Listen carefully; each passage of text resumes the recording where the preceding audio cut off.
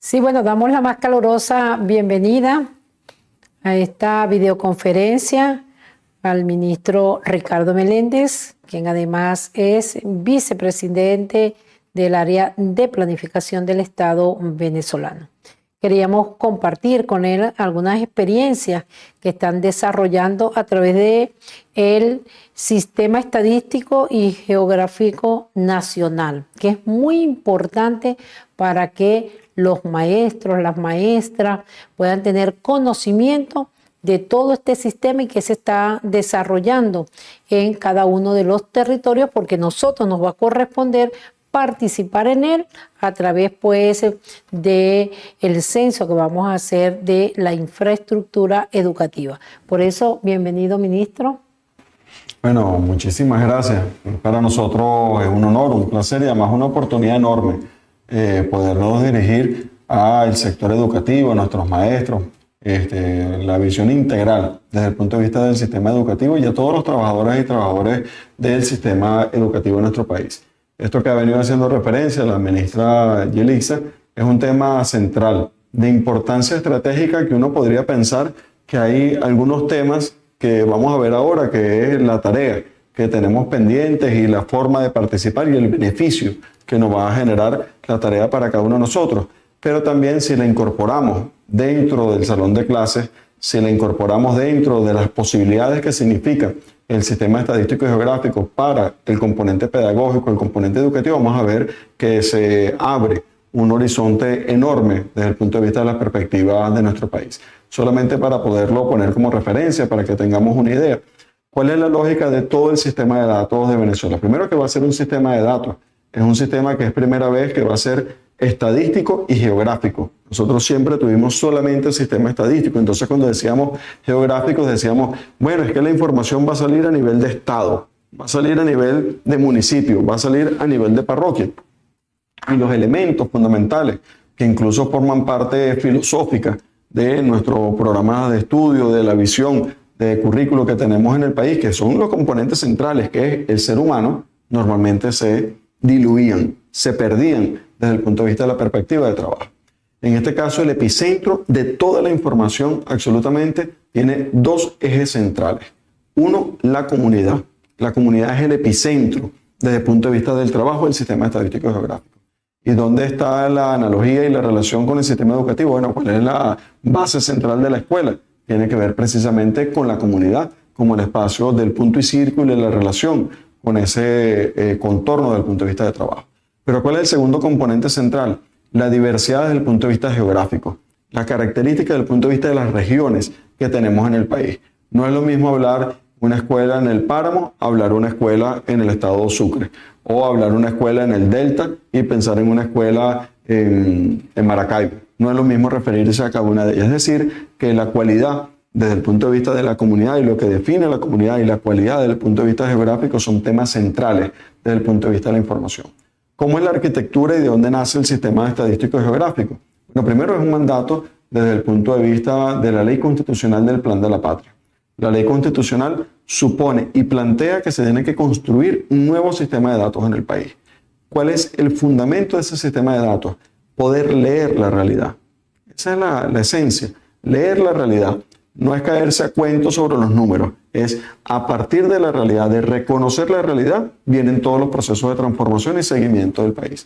Y el segundo componente es, a partir de la lectura de la realidad, reconocer los rasgos funcionales que se tienen. ¿Cuáles son los elementos funcionales reales? Cuando nosotros vemos, por ejemplo, en el caso de la geografía, y vemos las regiones geohistóricas, y vemos el componente desde el punto de vista del análisis funcional, estamos reconociendo cómo ocurre esa relación desde el punto de vista de la arquitectura del espacio. Esa misma arquitectura del espacio, lo que el comandante Chávez llamaba la geometría del poder, las formas de agregación que se dan en el espacio, es la lógica fundamental del sistema estadístico. ¿Cómo vivimos nosotros? ¿Dónde vivimos? ¿Cuál es la forma de organización de la sociedad? Bueno, la forma de organización de la sociedad tiene que hay unos individuos. Esos individuos viven en una vivienda. Esa vivienda puede reunir uno o más hogares. Uno o más hogares son los grupos familiares que están. Uno a veces tiene el núcleo familiar reducido, pero a veces vive la suegra, el otro núcleo familiar, etc. Bueno, tú puedes tener un o dos hogares o más hogares viviendo en una misma vivienda. Y esa vivienda que tenemos ahí ocupa una edificación. Nosotros, si estamos viviendo en un apartamento, ocupamos un edificio y ese edificio está en una parcela y la parcela está en una manzana. Bueno, esa misma lógica es como recogemos los datos. Nosotros recogemos los datos vinculados a la vivienda y dentro de la vivienda están los hogares y dentro de eso están las personas. A partir de esa lógica, fíjense que no es una cosa inventada estratosféricamente ni otra cosa. La estadística y los números tienen que ser un reflejo de la realidad. Si se empiezan a engalletar con otra cosa, dejan de ser un reflejo de la realidad y nos distorsionamos la lectura que tenemos. Entonces, los datos centrales que estamos recogiendo tienen la vivienda como una unidad central de trabajo, lo que nosotros llamamos la unidad inmobiliaria. Posteriormente agregamos a nivel de la edificación, de la parcela y la manzana. Pero en este proceso del sistema estadístico y geográfico de nuestro país hay un truco que se incorpora. Ahí hay una cita a otro entrañable viejo y el maestro de todos, que es Simón Rodríguez. Cuando Simón Rodríguez hablaba de la toparquía, se refiere al gobierno de los topos, al gobierno de los sitios, y él refería cómo en el nombre del sitio se recoge toda una realidad desde el punto de vista sociológico, desde el punto de vista histórico. Es por eso que en este proceso censal que estamos ahorita, una de las preguntas, diría que la pregunta más importante que se hace, se le pregunta a la gente, ¿cómo se llama este sector dentro de la ciudad? ¿Cómo se llama esta comunidad dentro del sector? En ese truco tan elemental, lo que se está reconstruyendo es cuáles son las comunidades. Y nosotros en este momento tenemos un elemento central que es un diccionario nacional de comunidades, donde es una de las grandes aspiraciones que podamos decir, bueno, si yo tengo el estado, municipio, parroquia, ¿en qué comunidad habito? Y esa comunidad que habito me permite recoger las 3, 4 manzanas, 5 manzanas, lo que sea, que es el entorno donde yo tengo una vida social. Ahora supongan que, como una aplicación, como un dato que podamos tener, supongan que nosotros cuando hacemos la inscripción del niño en la escuela, ¿no? Le preguntamos al padre, dígame su dirección, estado, municipio, parroquia, comunidad. Y tenemos la escuela georreferenciada y tenemos las comunidades donde están georreferenciadas. Podemos saber la distancia en que está ese niño del plantel educativo. Podemos saber si ese punto y círculo existe o no existe con ese plantel educativo. Podemos conocer los datos socioeconómicos, demográficos del entorno de cada una de las comunidades. La respuesta es sí, porque cada vivienda, cada unidad familiar, donde están las distintas que están dentro de una comunidad, se recogieron los datos desde el punto de vista censal de cada uno de esos núcleos familiares. Es decir, que nosotros sabemos por estadística, no, la estadística siempre respetando el tema del el secreto estadístico, que es el respeto a la individualidad de cada una de las personas, pero nosotros sabemos en una manzana cuántos niños están asistiendo a la escuela, qué edad promedio de escolaridad tiene ese núcleo familiar, qué profesionalización tiene ese núcleo familiar, cuál es el nivel de ingreso más o menos que tiene ese núcleo familiar. ¿Ese dato importa para el proceso educativo? Absolutamente que sí, porque ese es el contexto del niño con que nos estamos sentando, el niño o la niña con que nos estamos sentando y la realidad con la que estamos hablando. Pero adicionalmente nos permite optimizar las relaciones desde el punto de vista pedagógico, la distancia, la relación con la comunidad, la relación del espacio físico, el uso del tiempo libre, nos da una oportunidad enorme desde el punto de vista del trabajo. ¿Cómo nace el proceso y parte de lo que estamos procurando? Con la simpatía y gracia de nuestra ministra de Educación para sumar esfuerzos. Yo sí quisiera aprovechar y referirlo de esta manera. Uno de los aspectos más importantes del sistema estadístico y geográfico es, para que exista, es un cambio cultural. El cambio cultural normalmente se deja por ahí. Sí, ponlo ahí en el dato del tema cultural. Pero el cambio cultural, si no ocurre, no hay sistemas. Los sistemas tienen y reproducen lógicas. Y uno de los problemas fundamentales de un sistema estadístico y geográfico es romper la cultura de los feudos, la cultura de lo fragmentario, la cultura de lo individualizado desde el punto de vista del proceso. Nosotros a veces en los ministerios reproducimos esa lógica y cada quien tiene su sistema y sus sistemitas. Y no tenemos una visión de Estado sobre la importancia de tener un sistema de datos. Y el ICSA es militante precisamente de la visión integral desde el punto de vista del Estado y por eso agradecemos la oportunidad que esto significa. Cuando ustedes ven este código QR, así este es el código QR que nos permite la ministra presentarlo, es el código QR para su sistema educación. Fíjense que tiene unos elementos que son bellísimos. está el mapa de la República Bolivariana de Venezuela, está el nombre del proceso que lo engloba, que es el 15º Censo Nacional de Población y Vivienda, es el proceso que lo engloba donde nos estamos inscribiendo. Para que lo tengan idea, para que lo vean conceptualmente, estamos hablando de 11 millones de inmuebles en el país que tienen que tener código QR. Y de esos 11 millones de inmuebles, 30.000, 35.000, el número que nos dé, son planteles educativos que tienen que tener una cualidad especial, tienen una cualidad distinta al resto de los planteles. No son un plantel, no son un centro comercial, no son un comercio, no son una industria, son planteles educativos que tienen una lógica además del dato. Tiene una lógica del dato de el abastecimiento del PAE, tiene una lógica de los útiles escolares, tiene una lógica en función de los sistemas de nómina, tiene una cantidad de lógicas que se van a vincular con este código QR que está aquí.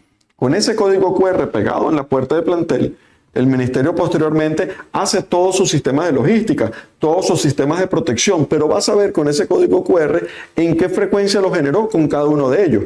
Pero supongan que después deciden agregar esos códigos QR por comunidad o que después los quieran agregar por región geográfica. Entonces les pueden dar cómo están los niveles de protección y los niveles de atención que tienen con el entorno que está ahí configurado. Pero adicionalmente para el diseño de la ciudad, para el diseño del espacio urbano, es distinto decir que tienes un plantel educativo que tiene una dinámica especial a las 7 de la mañana, una dinámica a las 12 del mediodía, una dinámica a las 4 de la tarde, donde hay una afluencia de niños a ese plantel y una salida de personal de ese plantel. Eso tiene que tener una adecuación con los sistemas de logística de la ciudad, con el sistema de transporte, con los usos del suelo que se dan. Es decir, que no solamente se trata de tener información para el diseño del componente estadístico, geográfico, para optimizar la política pública, en este caso el Ministerio de Educación, sino que adicionalmente para el resto de las políticas públicas que tienen que vincularse con ese plantel, que tienen que vincularse con esa escuela. Es decir, la parada de camionetica no puede quedar a 15 kilómetros de la escuela. La infraestructura no puede quedar movida. El sistema de servicio tiene que estar dispuesto para que se prenda el internet con esta característica para abastecer el CEBID y el espacio que está ahí configurado. Es decir, que nos permite la localización de eso, optimizar el resto de las cosas que se plantean en el entorno. Es decir, es lo que quiero tratar de transmitir, cómo se tienen que vincular los sistemas estadísticos, los sistemas de información para el tema central que es el diseño de la política pública. Nosotros estamos para optimizar la política pública, hacer política pública revolucionaria, pero incorporar todos los basamentos, toda la fuerza de los sistemas científicos para optimizar esa política pública. Y bueno, esa es parte enorme del trabajo que se viene haciendo, que se está configurando. Vale la pena decirlo, porque seguramente algunos de quienes nos escuchan son parte de ese ejército. Nosotros tenemos en este momento 20.000 dispositivos en campo, tenemos más de 10.000 compañeros y compañeras en campo recogiendo datos. Estamos agregados en un sistema de nodos en el país, donde aspiramos que las escuelas sean parte del sistema de nodos. ¿Qué significa un sistema de nodos? Que si yo tengo un nodo que está en una SIC, en un CDI, por decir algo, y está la escuela que está al lado, y la escuela que está al lado no tiene internet, por decir algo, ella puede ir con su información al nodo que sí tiene internet y de ahí subir los datos para un sistema de servidores. Y luego ese sistema de servidores le distribuye estos datos que son de educación, estos datos que son de salud. Es una suerte de fuerza colaborativa que tengamos dentro de los datos, y así hemos dispuesto 3.000 nodos en todo el territorio nacional para que suba la información de Somos, para que suba la información de los compañeros de educación, de los compañeros de salud, de cada uno de los componentes. Como decíamos, es un cambio cultural enorme, pero si lo logramos estaríamos contribuyendo en tener bases científicas para el diseño de políticas públicas, bases científicas y objetivas para el seguimiento de la política pública y una nueva cultura en nuestro sistema de datos. Bueno, ese es el desafío enorme, así que cuando este código QR esté en la puerta del plantel educativo, sepan que detrás de este código lo que hay es un mundo de oportunidades. Bueno, sí, muy interesante, Ricardo, tu exposición, porque precisamente ese sistema integrador de recolección de toda la información nos va a dar los horizontes en el territorio sobre los cuales se va a diseñar la política, en este caso educativa, y te va a dar indicadores. Te puede decir en un territorio cómo está tu cobertura educativa.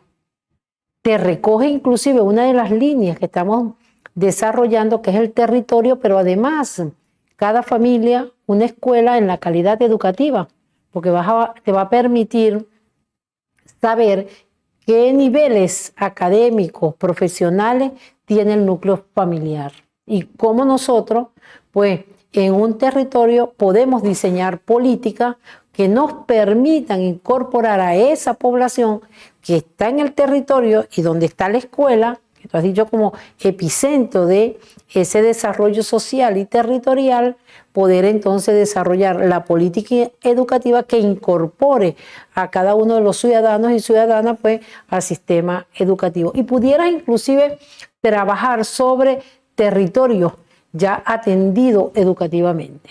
Entonces, es un tema muy, pero muy interesante.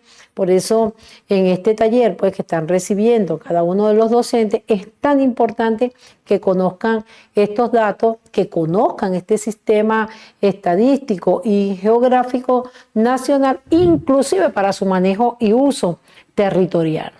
Yo creo que es muy importante. Claro, y esto lleva a una lógica que tenemos que irla haciendo crecer. El sistema estadístico y geográfico se compone adicionalmente por unos esquemas de los comités estadísticos. Los comités estadísticos están divididos por áreas de trabajo. Uno tiene que ver precisamente con el tema social. Y, por ejemplo, un gran sueño que estamos cada vez más cerca de poder conquistarlo, supongamos estos dos temas, que los registros, la información vinculada a el tema salud, tengamos un expediente digital de los pacientes. Imagínense que yo voy a un hospital determinado y tengo un tratamiento en ese hospital, pero eso existe un expediente digital y me refieren a otro centro hospitalario. ¿Cuántas veces terminamos en un trajinar enorme de exámenes, de laboratorios, de cosas tal, para que puedan ir de un sitio a otro? Si es un expediente digital, simplemente se abre el expediente digital en el otro sitio y se le está simplificando la vida a la persona.